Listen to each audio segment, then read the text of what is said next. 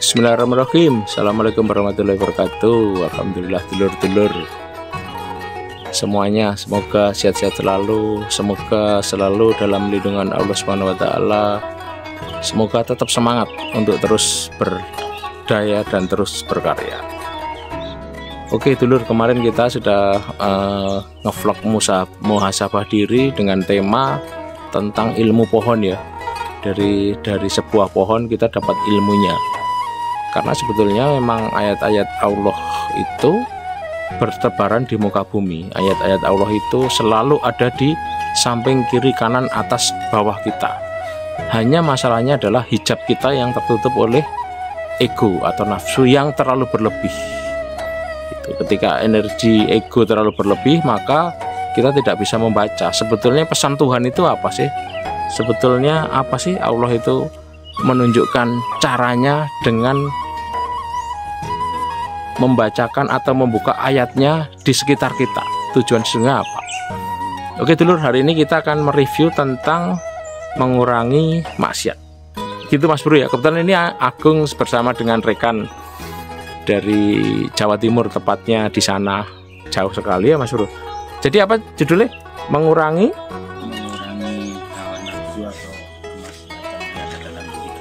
Mengurangi hawa nafsu atau kemaksiatan yang ada dalam diri kita. Sebetulnya kan kalau hidup kita manusia itu kan hanya dua versi ya, kalau dari ilmu Cina itu kan ada putih merah dengan logo bulat di tengah-tengahnya sama. Ya, itu kalau dalam bahasa ilmu kesadaran itu disebut dua sisi ya. Satu sisi manusia itu sebagai sisi ketuhanan atau keilahian, mungkin bisa disimpulkan dengan sifat putih. Kemudian yang kedua adalah sisi ego kalau bahasa psikolog, atau kalau bahasa agama ya kalau nggak malaikat ya setan gitu, bahasanya kan gitu, tapi kan kasar itu ya. Kita nyoba ke bahasa yang lebih halus saja, berarti keegoan. Nah di dalam tubuh manusia itu kan tetap ada faktor ego, itu kan tetap ada, karena itu sudah menjadi kodrat kita sebagai manusia untuk dilengkapi ego. Nah itulah bedanya manusia dengan hewan ya toh. Kalau hewan itu hanya makan, tidur, dan birahi. Kalau manusia ada satu hal yang lebih beda. Artinya apa? Diberikan sebuah akal. Nah akal itu disebut ego ya toh. Sementara kalau di dalam rohani itu letaknya di sebelah kiri sekitar ya 10 cm lah, sebelah kiri dada kita itu rohani di situ. Itu tidak pernah bohong, karena itu tidak pernah bohong, tidak pernah sakit, tidak pernah mengeluh, tidak pernah hal-hal negatif, karena itu rohnya atau keilahian bahasanya. Kutiapkan rohku sebagian ke dalam diri si fulan. Jadi manusia itu pasti ada unsur Tuhannya, pasti ada keilahiannya. Nah sementara ini dari mana kita bisa sampai maksiat berjalan terus menerus, maksiat berlaku terus menerus? Ya bisa jadi karena memang manusia diciptakan beda-beda ya dulur. Ada yang diciptakan dengan libido yang tinggi, ada yang diciptakan dengan libido yang rendah. Nah itu masing-masing tidak sama, itu tergantung dari sudut pandang. Atau gimana bro? Dari sudut pandang masing-masing. Tidak apa-apa, itu bagian daripada kita diberikan karunia yang tak terhingga itu kok. Yang menjadi masalah adalah ketika kita mengumbar hawa nafsu atau mengumbar ego tanpa memikirkan dampaknya jangka panjang. Gitu. Jangka panjangnya itu ya banyak macam lah. Tergantung kalau mau A nanti hasilnya B, melakukan B hasilnya C dan seterusnya, tapi jangka panjang hari ini tidak kelihatan karena sifatnya seperti menabung, menumpuk dan terus menumpuk. Oke dulur, kita ke fokus yang lebih detail bahwa bagaimana mengurangi rasa kemaksiatan yang tinggi ya toh. Ya bisa jadi karena dia masih punya duit gitu aja. Atau memang apa bahasanya, kalau dia punya duit ya mungkin maksiatnya tinggi terus. Coba kalau dia nggak punya duit, atau duitnya dibagi, dikurangi, jadi mungkin maksiatnya, tidak tahu maksiatnya seperti apa, nanti rekan-rekan bisa berpikir sendiri ya, mungkin dikurangi. Harusnya budget maksiat katakan satu. Nah ini seru juga. Agung punya teman itu ada namanya dana kenakalan. Nggak tahu kenakalan itu negatif atau positif, monggo diterjemahkan masing-masing ya. Jadi sifatnya di sini Agung hanya sekedar mereview kilas balik bahwa kehidupan itu semuanya ada hikmahnya, semuanya ada kejadian yang kadang-kadang kita merasa oh kok saya sakit dan seterusnya dan seterusnya. Jadi itu dulur. Coba kita berpikir gitu. Nek duitnya katakan 1 bulan jatah ini dana kenakalan tadi 500 ya kurangilah. Mungkin bulan November ini kurangi 100 jadi 400. Terus kemudian bulan depan kurangi lagi 300. Tapi yang 500 dikeluarkan. Artinya apa? Katakan 400 itu untuk kemaksiatan. Tapi tidak menyarankan maksiat dulur guys, jangan salah paham. Coba konteksnya dipahami secara benar, secara total ya. Yang 100 masukkan sedekah. Sedekah terserah. Yang menurut panjenengan jiwanya bisa, oh aku mau sedekah ke masjid, mau sedekah ke yatim piatu, mau sedekah ke ya janda-janda, itu enggak apa-apa. Yang penting kan budget tadi bisa dialokasikan ke sana. Jadi dana 500, yang 100 untuk sedekah, terus yang 400 ya monggo terserah. Nah, tapi masing-masing tidak sama gitu lho. Ini tidak mengajarkan secara detail tentang ini, hanya memanage ya, memanage. Karena yang tadi bicara 500.000 tadi sebetulnya itu kan bukan gerak Tuhan. Bukan gerak keilahian, itu gerak nafsu yang memang masing-masing tidak sama, nafsunya masing-masing tidak sama. Gitu.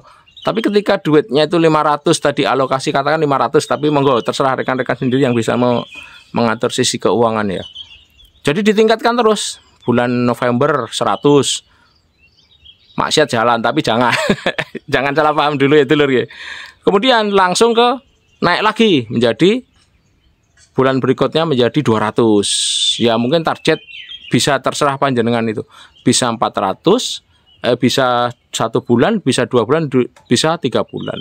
Bisa nggak kira-kira itu langsung bisa berhenti?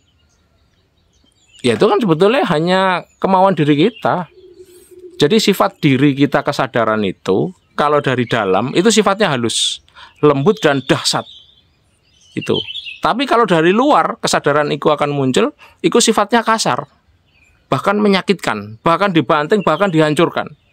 Nggak tahu bisnisnya ketipu dengan teman, nggak tahu ada penyakit, nggak tahu kecelakaan, nggak tahu saudaranya, adiknya, anaknya, atau apa itu ada yang dipanggil Tuhan. Nah itu masing-masing bisa introspeksi diri, masing-masing bisa menganalisa ke dalam diri. Sebetulnya ayat Tuhan kan ada 3, kitabi, nafsani, sama afaki ya. Yang ayat Tuhan yang di sekeliling kita ini, ayat Tuhan bertebaran di muka bumi ini, di sekeliling kita ini. Ya kembali kepada laptop, bahwa ternyata ketika sudah mengurangi jatah tapi belum bisa, langsung sedekah 500.